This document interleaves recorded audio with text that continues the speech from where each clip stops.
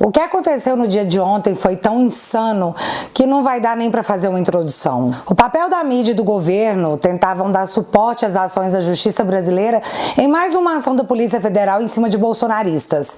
Dessa vez, diretamente falando do filho de Bolsonaro, Carlos Bolsonaro. Durante anos e anos acusando, sem nenhuma prova, de ser o chefe do gabinete do ódio de uma milícia digital, que eu já disse aqui, nunca existiu. E é óbvio que eu posso falar apenas por mim, é o que eu vou fazer aqui.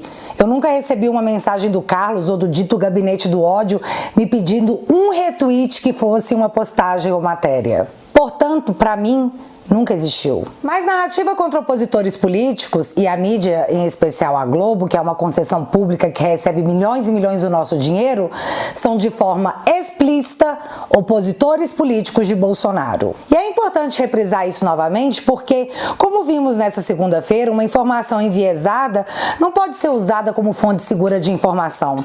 E esse fato ditou essa segunda-feira, como eu disse, dia de mais uma ação da Polícia Federal. Antes da gente começar, também nessa segunda foi anunciado pelo governo federal o déficit de 230 bilhões de reais em 2023, o segundo pior da história, perdendo apenas em 2020, ano de início da pandemia. E outra questão anunciada nessa segunda é que o gás de cozinha, o diesel e a gasolina estarão mais caros a partir do dia 1º de fevereiro. A justificativa é que o governo está sem espaço de cortes. E é interessante esse motivo, já que na semana passada nós descobrimos que a Cissa Guimarães fechou um contrato de quase 1 milhão para apresentar um programa que ninguém vê na TV Lully e que o seu maquiador vai receber 16 mil mensais pagos por você. Uma outra coisa importante que aconteceu foi a reunião do CONAI, a Conferência Nacional de Educação, onde se reúnem os delegados que definirão um plano educacional nacional que será apresentado ao Congresso e vai ter validade de 10 anos. E esse aqui foi um dos momentos dessa conferência.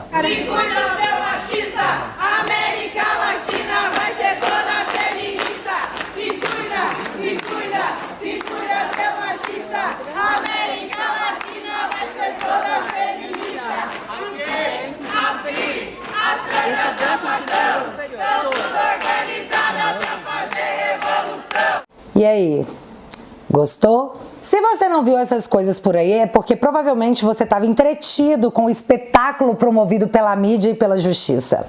Mas a gente já chega lá. Eu não sou jornalista, mas aqui eu vou fazer jornalismo. Você precisa entender o que realmente está acontecendo e eu vou ser bem didática, porque eu não quero dar uma de Daniela Lima. Em 2020, Ramagem chega à ABIN, a Agência Brasileira de Inteligência. E é importante ressaltar que o Ramagem não esvaziou a pasta e fez novas contratações. Ele manteve muitos dos funcionários de carreira que lá estavam, inclusive desde a gestão anterior. Eu não coloquei nenhum policial lá em respeito, e porque o policial é de fora, realmente. Ou seja, o papo de ABIN paralela ali não existia, porque só havia oficiais de inteligência de carreira, inclusive que trabalharam em outras gestões. Já em 2022, ao observar o uso de um software contratado em 2018, onde, segundo o próprio Ramagem, não estava registrando corretamente o uso pelos operadores, ele abre uma sindicância e chama a corregedoria para uma investigação do que é que estava acontecendo. Essa investigação da ABIN, dentro da própria ABIN, foi acionada pelo próprio Ramagem, onde o alvo era o famigerado First Mile, software mencionado no inquérito aberto. Beleza, um outro fato importante a ser revelado é que o mesmo Ramagem, em determinado momento, suspeitou que um servidor da ABIN, o senhor Paulo Maurício Fortunato, fosse o responsável por estar apagando as consultas feitas no software First Mile, e por essa suspeita o exonerou da Agência Brasileira de Inteligência. Mas esse senhor Fortunato não era um qualquer desconhecido. Não, senhor, já que em 2008, no governo Lully, época em que já era servidor da ABIN, ele foi afastado do cargo por ser suspeito de instalar escutas ilegais contra ministros da Suprema Corte e enfrentou até uma CPI sobre o caso. É interessante pensar que, na época, um segurança de Barroso achou uma escuta ilegal e o ministro até se manifestou, dizendo que essas escutas ilegais precisavam acabar. E foi só essa declaração que eu encontrei do Barroso sobre o caso. Anos depois, o senhor Fortunato retornou à ABIN. Ramagem já explicou que não mudou o quadro de servidores em respeito aos profissionais, mas o exonerou quando as suspeitas recaíram sobre ele. Já em abril de 2023, no novo governo Lula III, o senhor Paulo Fortunato é recontratado para trabalhar na ABIN, agora com um cargo melhor. Ele seria o secretário de Planejamento e Gestão de Inteligência, o número 3 da ABIN. Porém, em 20 de outubro de 2023, a Polícia Federal faz uma operação de busca e apreensão na própria ABIN, justamente para investigar o uso indevido desse software, o First Mile. E nessa operação, a Polícia Federal conseguiu na Justiça o afastamento, sabe de quem? Dele mesmo, do Paulo Fortunato. Mas não para aí, já que a operação da Polícia Federal encontrou 170 mil dólares, cerca de R$1 milhão em dinheiro vivo, na casa do senhor Fortunato. Obviamente, mais uma pessoa que não confia no sistema bancário brasileiro.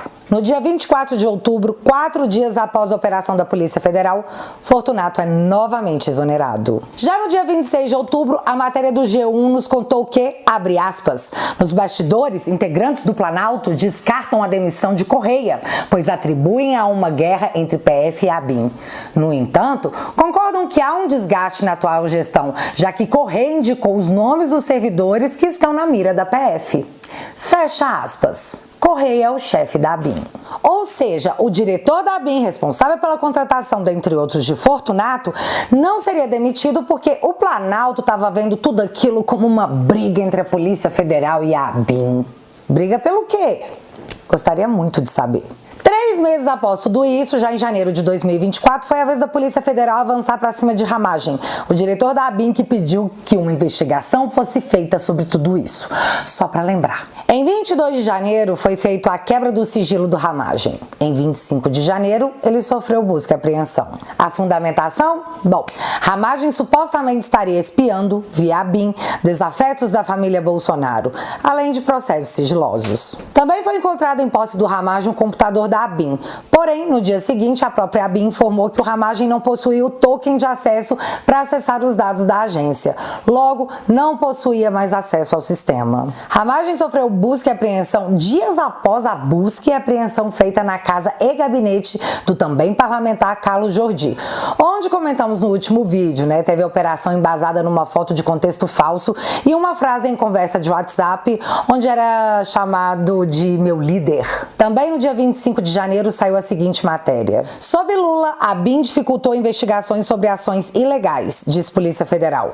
Representação ao STF aponta possível conluio de Arapongas com a alta cúpula da gestão de Luiz Fernando Correia, indicado ao comando da ABIN pelo petista. Bom, aqui a matéria está dizendo que a Polícia Federal está alegando que existe um conluio de espiões com a alta cúpula da gestão do atual chefe da ABIN, que foi indicado pelo Lula. Mas geral nem deu muita ideia para esse dedo na cara que a PF meteu na ABIN. Mas tá, vamos avançar para domingo, 28 de janeiro. Domingo, dia da super live de Bolsonaro e seus filhos, onde mais de 450 mil pessoas acompanharam simultaneamente. Nessa live, o presidente Bolsonaro se despede dizendo que ele tem que ir porque no dia seguinte ele ia pescar. Então, pessoal, estamos juntos, vamos em frente, o Brasil é nosso.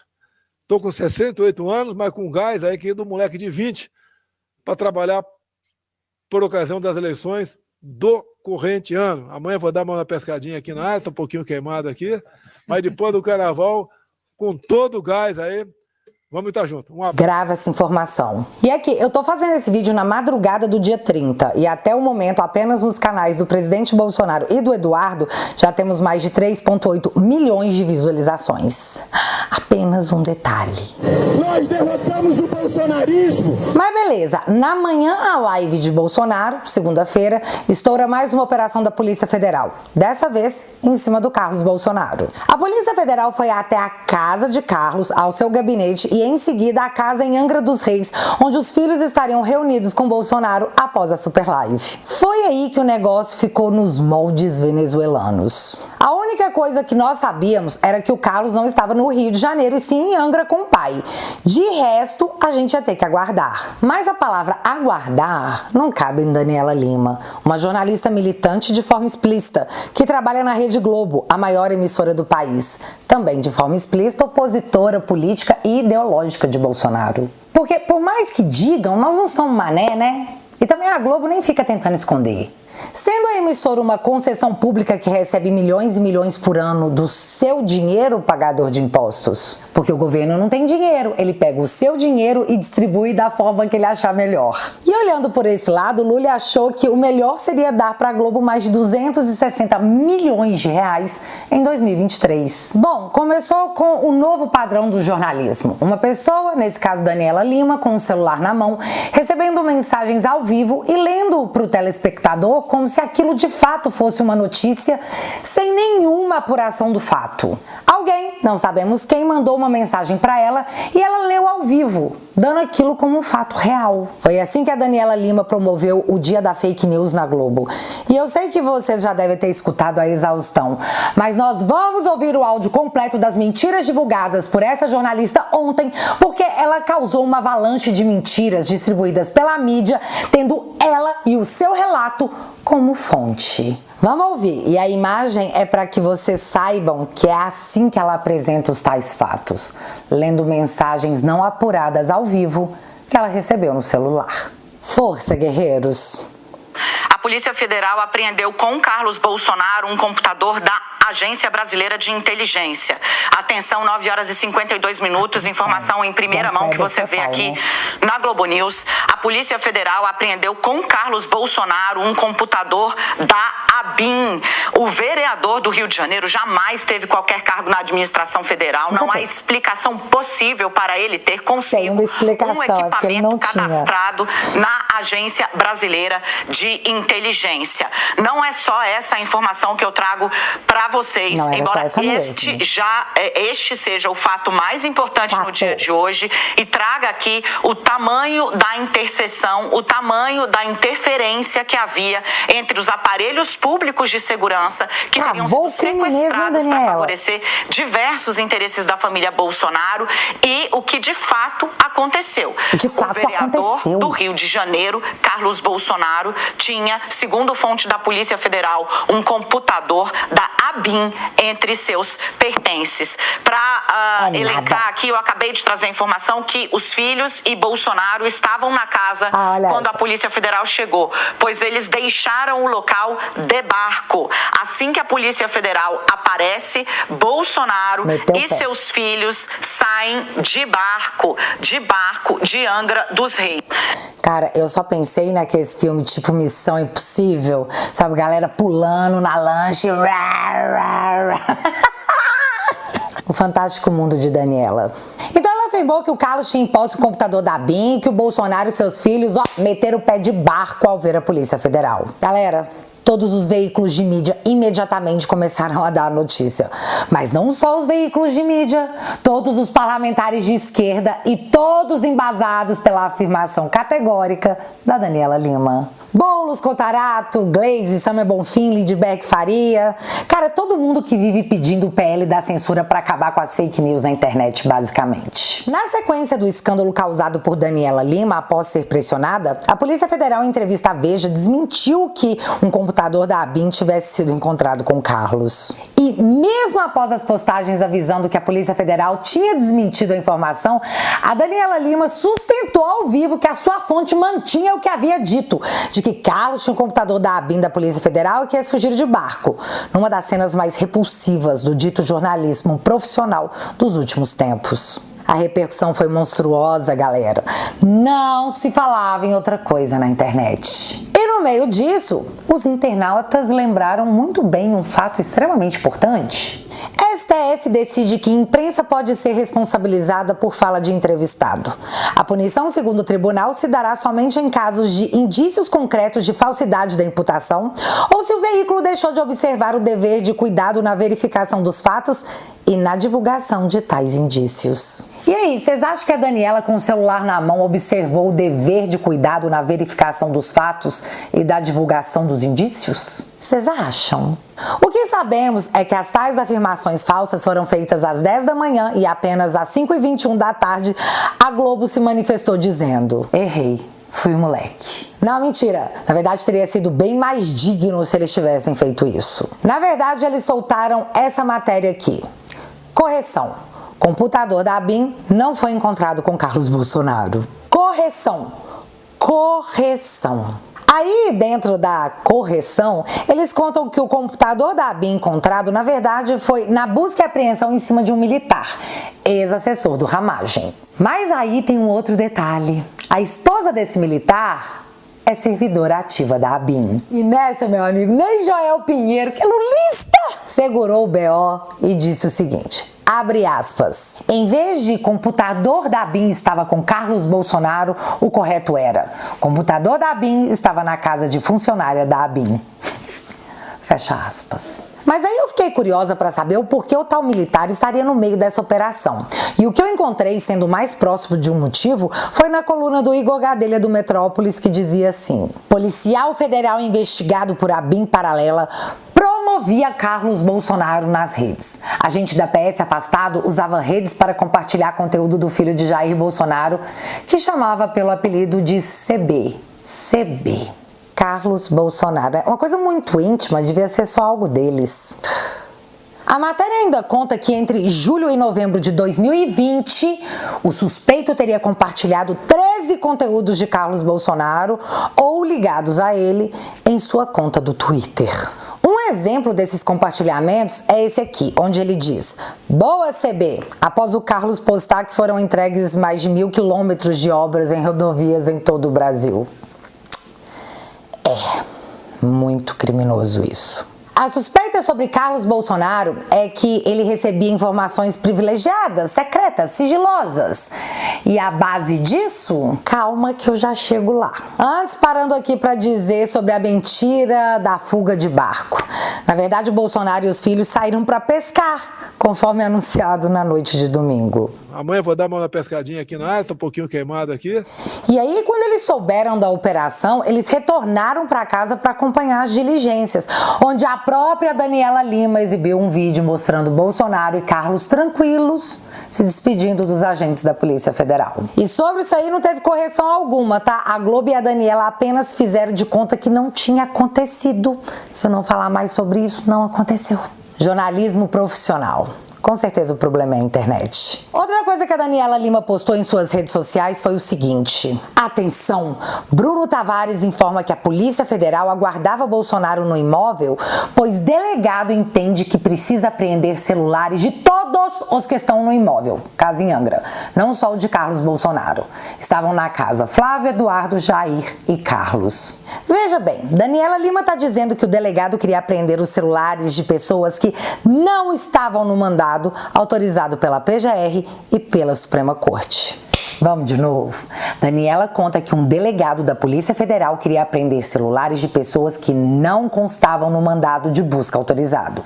E aqui nós estamos falando de um ex-presidente da República, um deputado e um senador.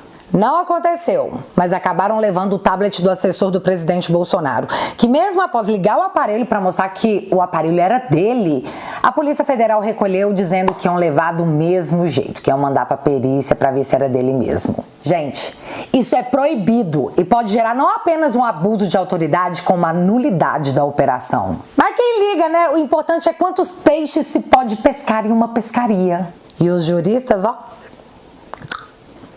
tudo em silêncio.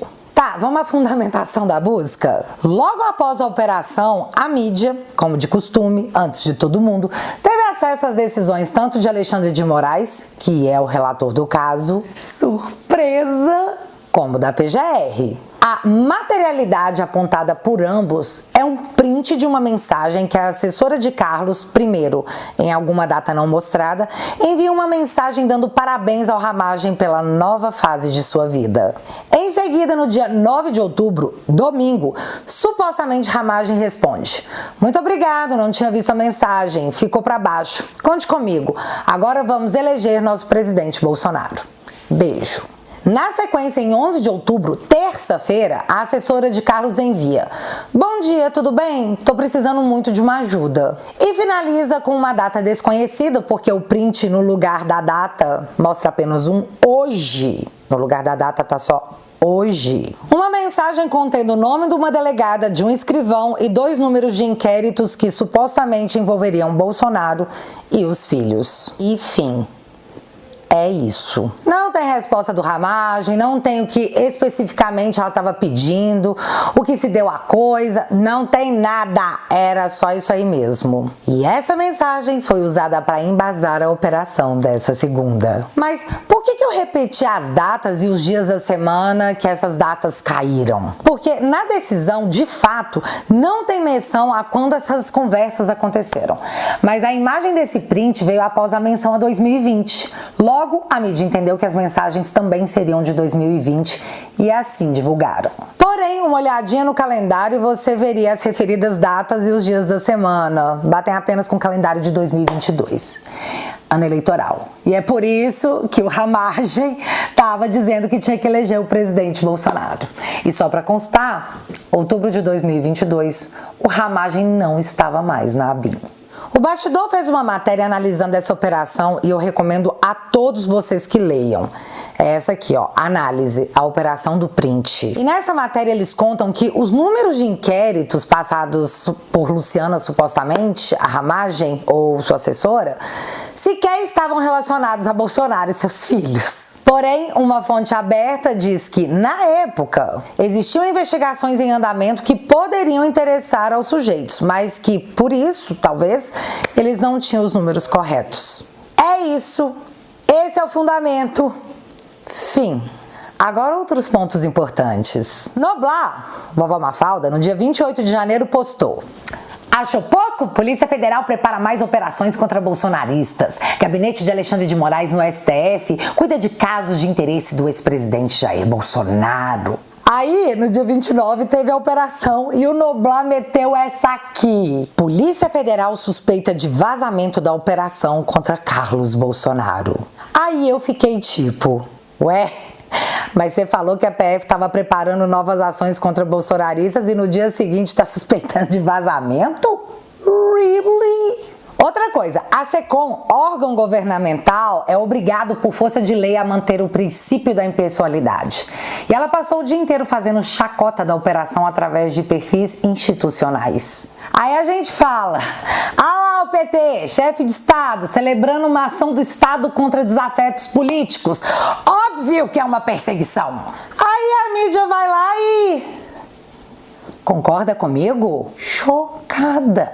Todos os jornalistas caíram de pau em cima das postagens, deixando claro que são por coisas assim que o lado de cada muro anuncia uma perseguição e que postagens dessa forma apenas confirmam o que nós falamos, que foi tipo um presente para a ala bolsonarista. Galera, todo mundo, ninguém passou pano. Mas a Globo, depois de ter propagado a fake news sobre Carlos e Jair Bolsonaro, chamou sabe quem para dar o seu lado da história? O Paulo Pimenta, o ministro da SECOM.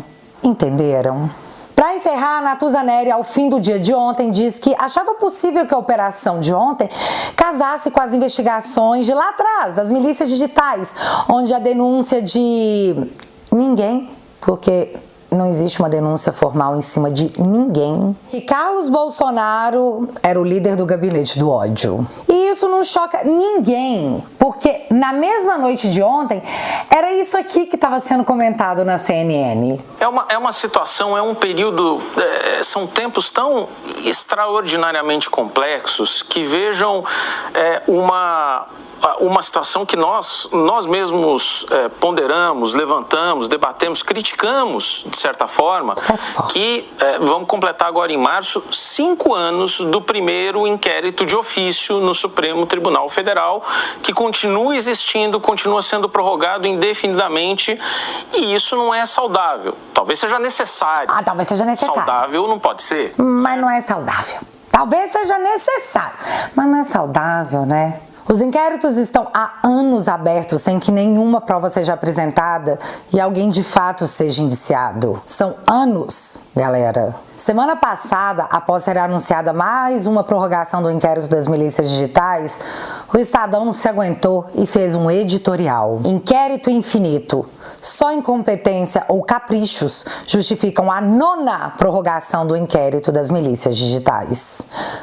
Gente, esse inquérito precisa acabar e alguém precisa ser indiciado, porque senão como é que vai fazer? Como é que vai ficar? Anos de investigação sem indiciar ninguém? Apenas soltando achismos para a mídia repercutir? apenas colocando medo entre os citados dentro desse inquérito? Eu fui intimada pela Polícia Federal a prestar depoimento nesse inquérito, isso em 2021, logo depois do meu canal ter sido desmonetizado.